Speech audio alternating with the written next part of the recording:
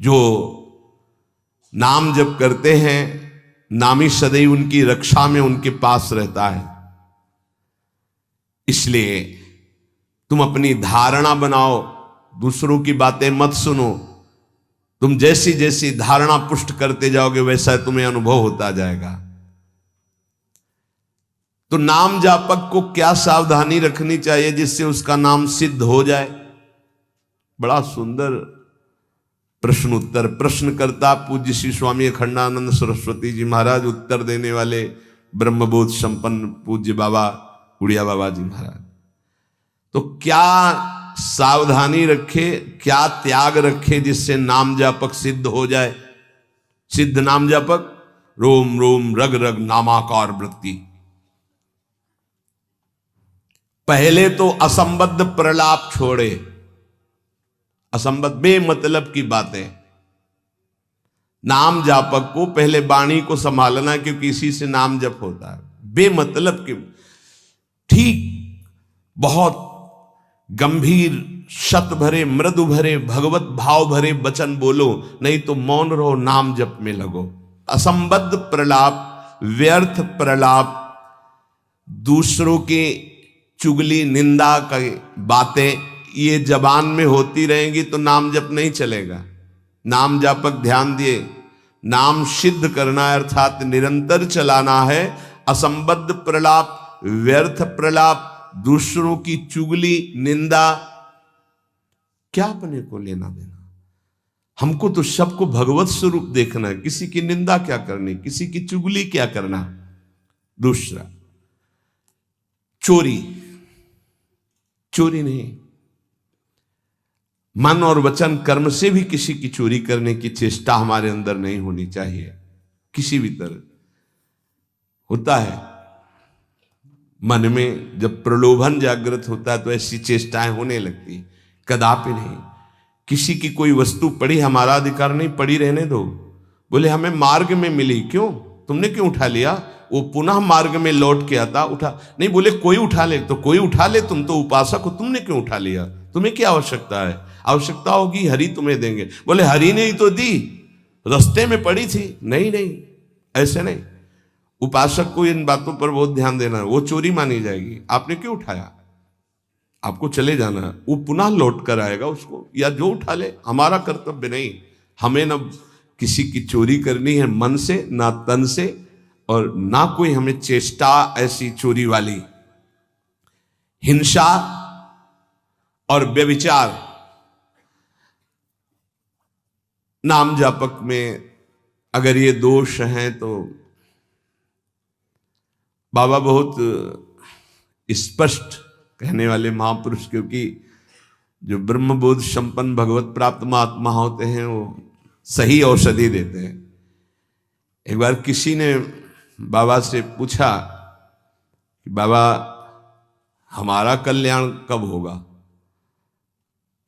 सभा में पूछ, बाबा ने कहा तुम्हारा 7 जन्म में भी कल्याण नहीं होगा। तो उनका ऐसा बाबा क्यों? इसी शब्द का उच्चारण कीजिए, बेविचारी का कल्याण कभी नहीं। बहुत कठोरता से डांटा। अब वो जो देख रहे होंगे वो तभी डांट रहे थे, जैसे अपने पुत्र से प्रियता रखती हुई डांट लगाई जाती है, ऐसे महापुरुष डांटते, अपमान नहीं करते। वो अपमान नहीं, वो सुधार, वो शब्द जाएगा और आग पैदा कर देगा और उसको व्यभिचार से उठा देगा, ऊपर उठा देगा। अब आप नाम भी जप कर रहे हो, माला भी चला रहे हो, आप व्यभिचार भी कर रहे हो, नाम जब सिद्ध होगा, माला जब सिद्ध होगा? नहीं। अपने धर्म के अनुसार चले। कोई भी नशा करने वाले को नाम जब सिद्ध नहीं होता। उपासक के जीवन में कोई नशा नहीं होना चाहिए। हमें लगता है भगवत कृपा है, कोई व्यसन, झूठ नाम जापक को नहीं बोलना चाहिए। अब हाथ में माला है, बात करने में हम झूठ बोल दें तो हमारा नाम जप का मतलब क्या रहा? झूठ क्यों बोलते हैं? क्यों डरते हो? क्यों छुपाव कर रहे हो? किस बात के लिए झूठ बोल रहे हो? झूठ को पाप माना ही नहीं जा रहा। कलयुग का प्रभाव देखिए, वो लिखा हुआ है प्रभाव में कि झूठे ही देना, झूठे ही लेना, झूठे ही भोजन, झूठ चबेना। क्यों झूठ बोलो, सही बोलो ना, झूठ बोलने की जरूरत क्या है। जैसे आपसे कोई प्रश्न करे उसका उत्तर सही दे दो, डरो मत, डरने की जरूरत नहीं। और कुछ ऐसा होता है जो सत्य को संभालने के लिए, सत्य को हृदय में रखने के लिए वो जो बोला जाता है वो किसी का अहितकारी नहीं होता। आप कितना भजन करते हैं, आप तो बहुत भजन करते हैं, भजनानंदी है, तो अब हम सत्य को बोल के एक तने इतने मार नहीं, हमसे क्या भजन होता है। गुरु कृपा से जो कुछ होता हो तो होता है, हमें तो नहीं लगता कि हमसे ऐसा कुछ भजन। और वो झूठ नहीं माना है, अब वो इतने सत्यवादी नहीं कुछ में, वो जरा सा छेड़ा हुआ पूरी दिनचर्या अपनी पूरी उनको बता दी कि हाँ ऐसे ऐसे। सत्य को कभी कभी गुप्त रखने के लिए बाहरी बात है, वो किसी का अहित या मंगल के लिए नहीं, हम अपने अभिमान को पुष्ट करने वाली बात नहीं बोलते, अपने साधन भजन को हम गुप्त रखते हैं। लेकिन हम व्यर्थ के व्यवहार में क्यों झूठ बोले।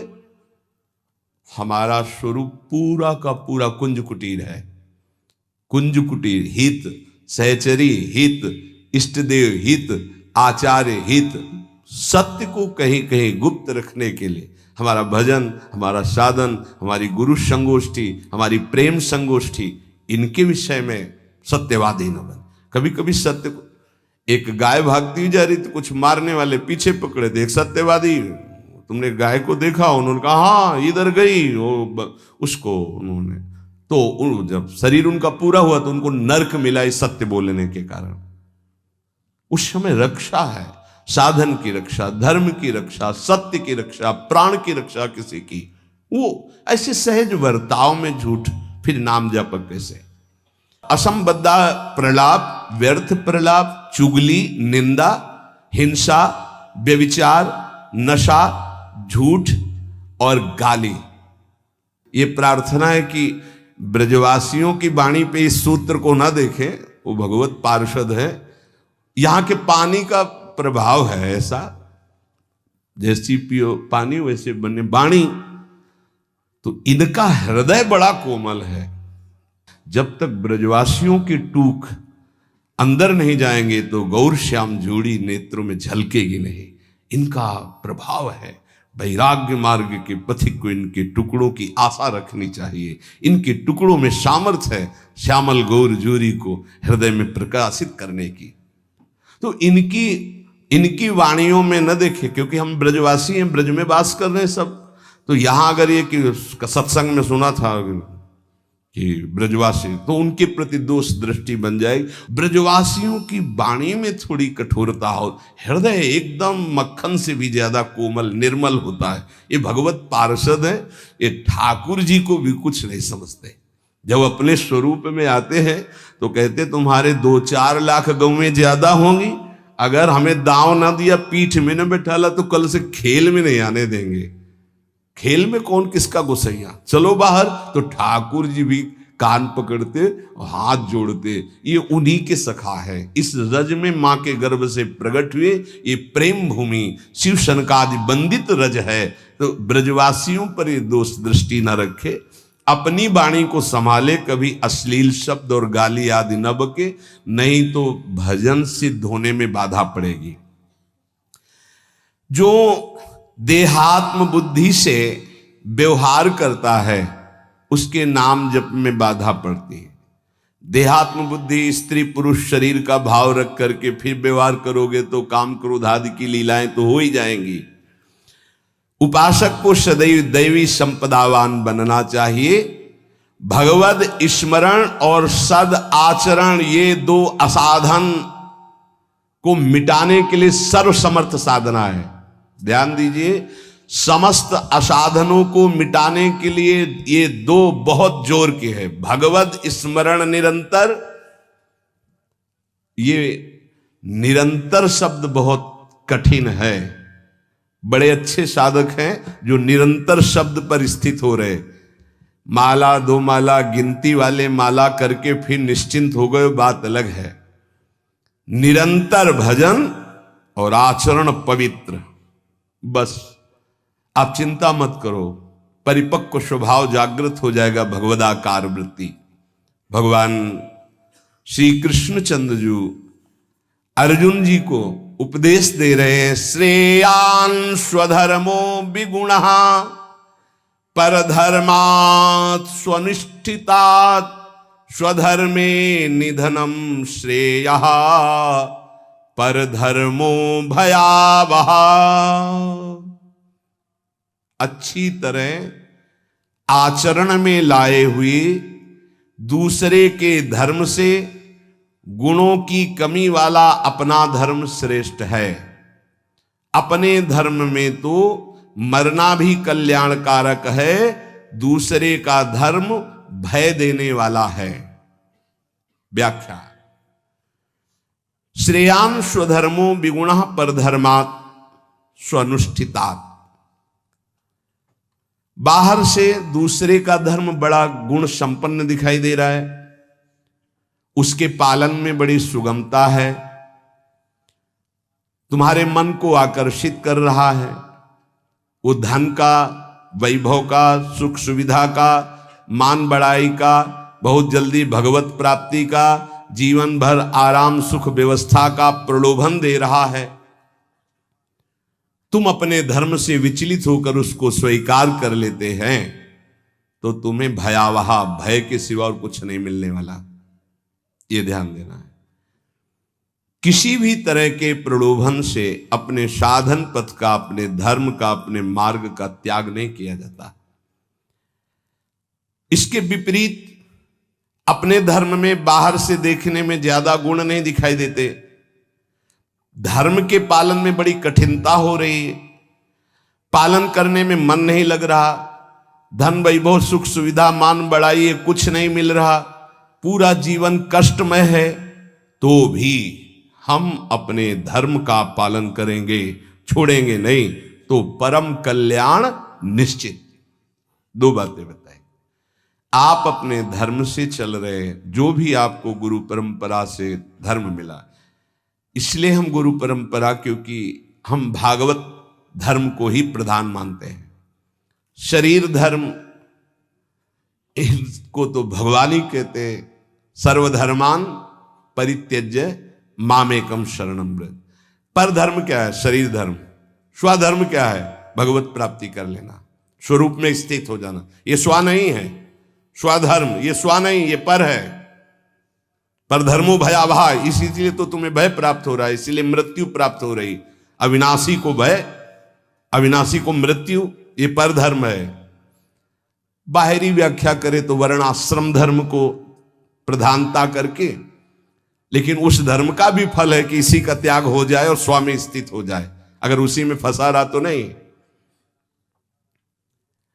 हमारा धर्म पालन करने के समय हमें जीवन में कष्ट मिल रहा है, निंदा भी हो रही है, सुख वैभव भी नहीं है, बड़ा परेशानी है, और हम अपने धर्म का पालन कर रहे हैं तो परम कल्याण। दूसरा हमें प्रलोभन दे रहा है, बाहर से देखने में गुण संपन्न और उस धर्म में बड़ी सुगमता है, पालन करने में बड़ा मन लगता है, धन वैभव सुख सुविधा मान बढ़ाई, ये सब जीवन भर खूब भोग आराम, हम अपने धर्म का त्याग करके उसे स्वीकार कर लिए तो भयावह परिणाम में भय प्राप्त होगा।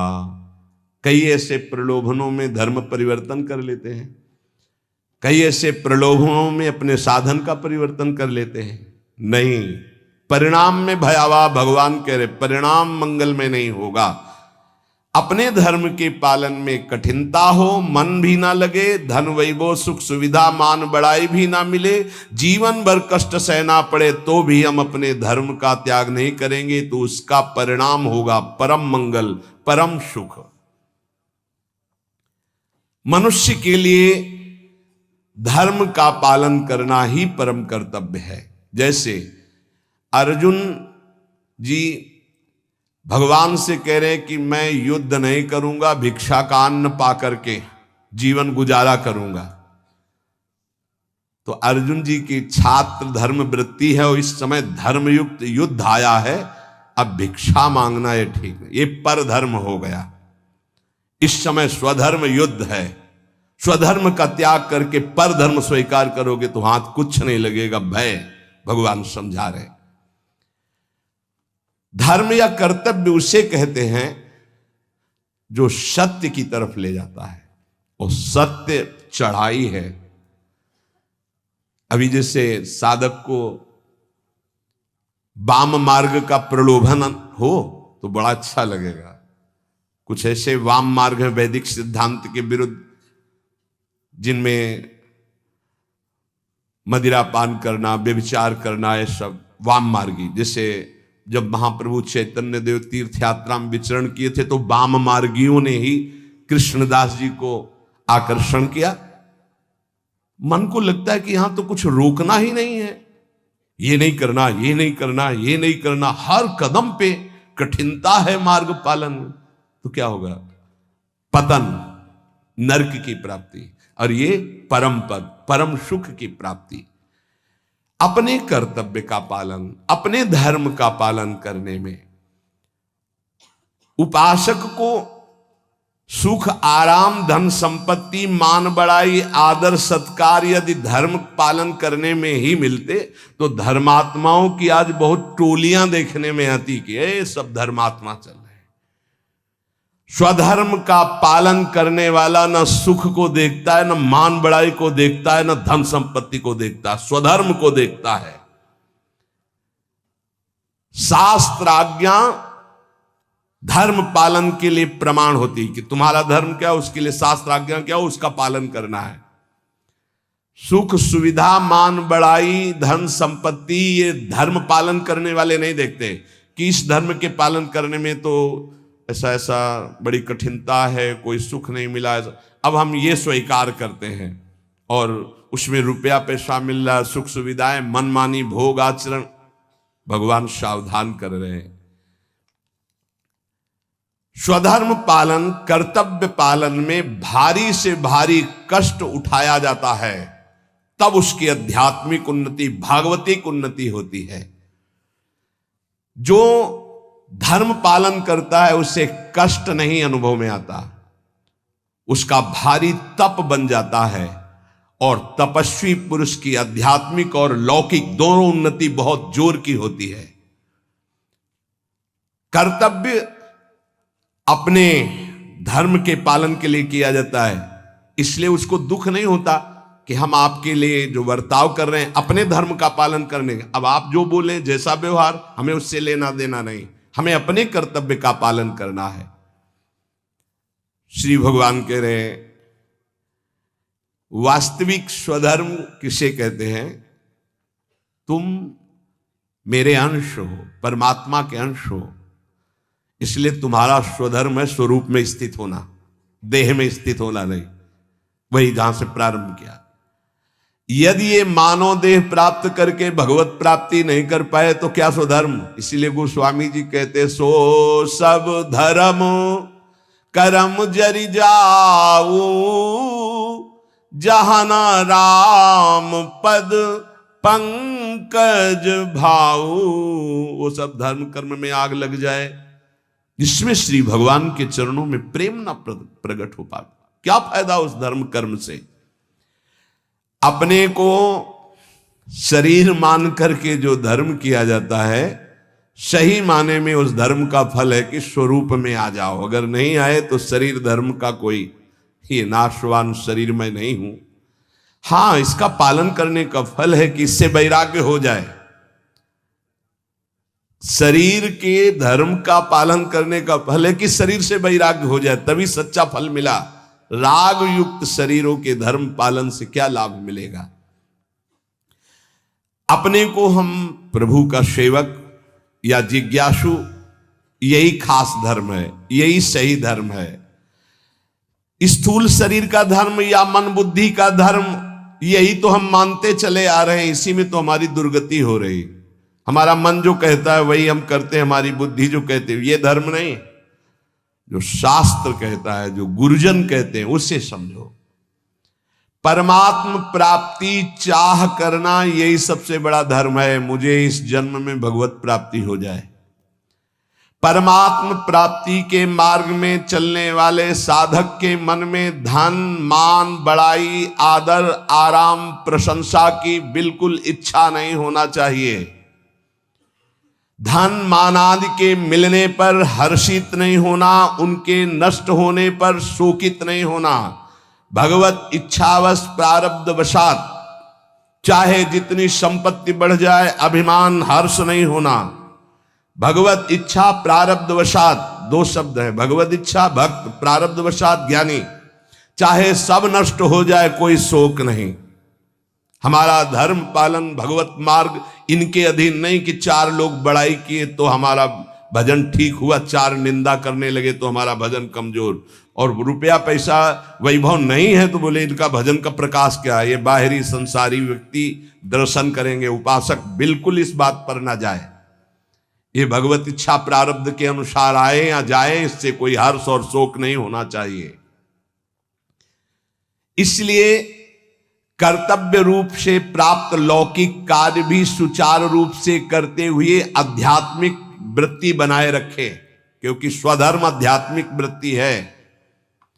परमात्मा प्राप्ति का उद्देश्य यदि नहीं है तो सब कर्म व्यर्थ हैं, फंसाने वाले हैं। जो परमात्मा प्राप्ति के उद्देश्य से कर्म किए जाते हैं उसी से परमात्मा प्राप्ति होती है, इसलिए वही स्वधर्म है। परमात्मा प्राप्ति करना ही हमारा स्वधर्म है। अगर धन प्राप्ति का ध्येय जैसे व्यापारी के हृदय में उत्पन्न होता है तो आराम विश्राम की चिंता ना करके वो धन के प्रति अधिक से अधिक व्यापार बढ़ाता है, अधिक से अधिक समय व्यापार में लगाता है।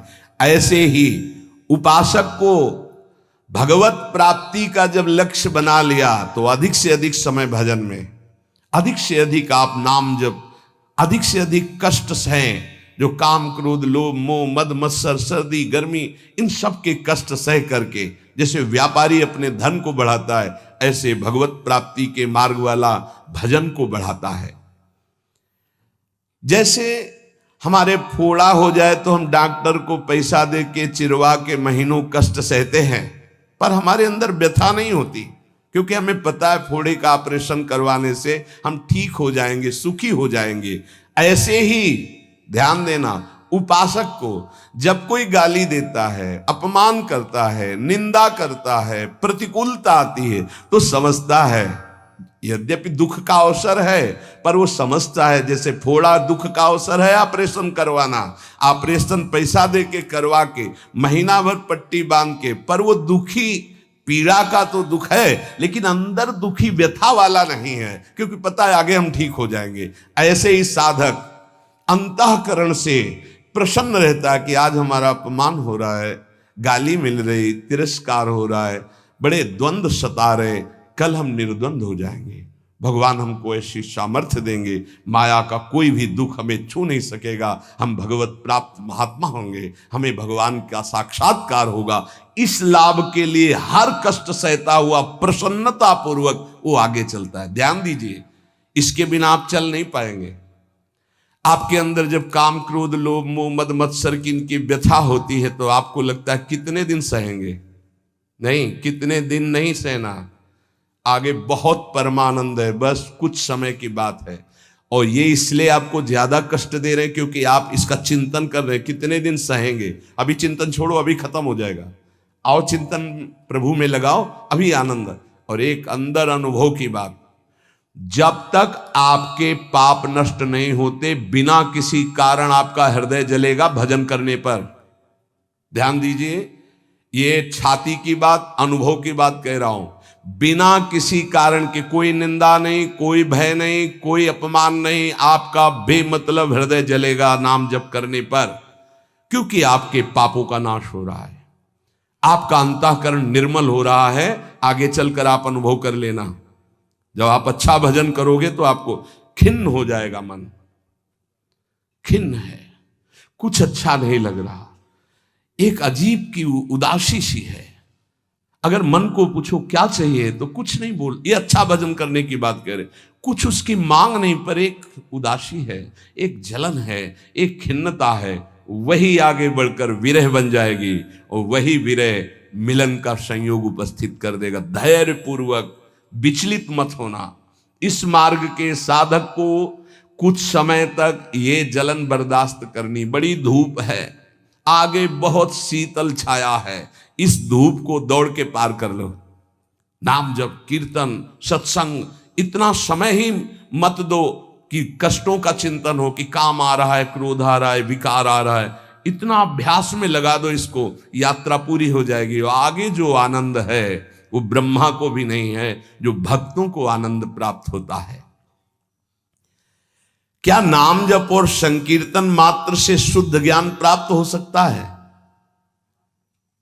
या फिर और कोई साधन करना पड़ता है?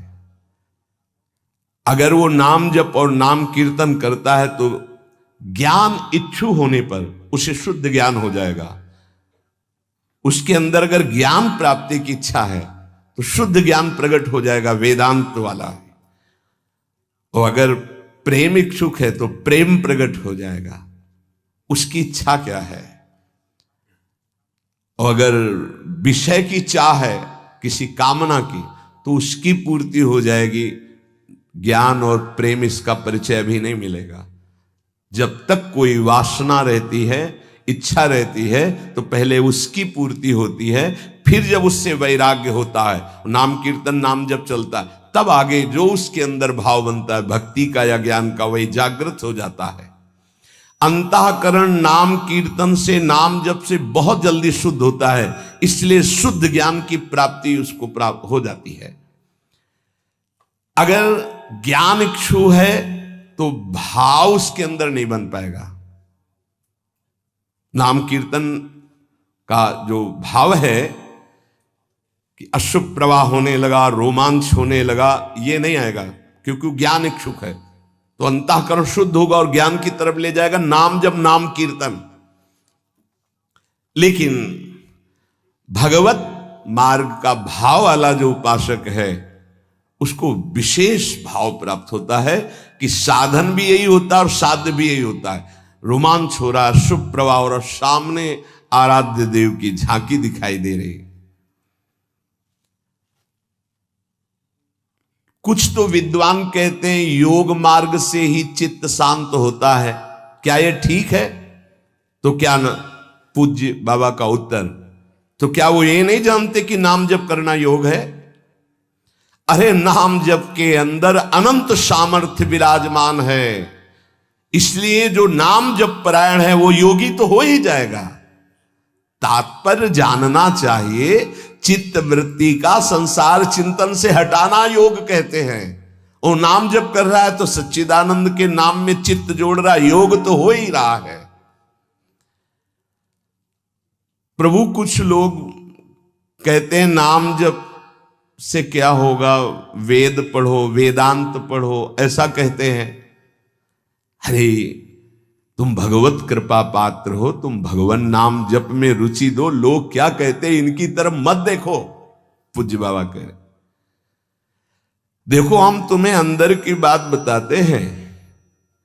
वेद पाठ और इन पाठों से लोक लोकांतर के सुख मिल सकते हैं, लेकिन नाम कीर्तन नाम जप से भगवत प्रेम, भगवत प्राप्ति, भगवत दर्शन प्राप्त होते हैं। हां, अगर वेदांत दर्शन के अनुसार साधना हो तो मोक्ष पदवी प्राप्त हो जाएगी। तो क्या नाम से मोक्ष नहीं प्राप्त हो सकता? महापापियों को भी मोक्ष पदवी प्राप्त हो गई नाम से। जब इतनी महिमा बाबा आप नाम की बताते हो, तो नाम कीर्तन में और नाम जप में सब क्यों नहीं लग जाते? क्यों नहीं लग जाते? देखो भाई, स्कूल में 200 विद्यार्थी पढ़ते हैं तो सब परीक्षा में उत्तीर्ण नहीं हो जाते हैं। हां, प्रयत्नशील विद्यार्थी परीक्षा में उत्तीर्ण हो जाता है। इसी प्रकार साधन मार्ग में सब भगवत प्रेमी थोड़ी हो जाते हैं। हां, प्रयत्नशील, पुरुषार्थशील, ये आलसी, प्रमादी, कायरता, ये भजन मार्ग में सिद्ध थोड़ी होते हैं। ऐसे आलस में पड़े हैं, प्रमाद जो नहीं करना चाहिए वो कर रहे हैं, कायरता की द्वंद्वों को सहने से डरते हैं, नहीं, ये सूरवीरों का मार्ग है। बार बार जब नाम जप किया जाता है तो कोई भी निष्ठा हो सब जागृत हो जाती है। बाबा कह रहे समस्त आसक्तियों का नाश करके तुम्हें भगवननिष्ठ बनना है, किसी की बात नहीं सुननी। नाम जप से, नाम कीर्तन से जितनी जल्दी तदाकार वृत्ति होती उतनी किसी और साधना से नहीं होती।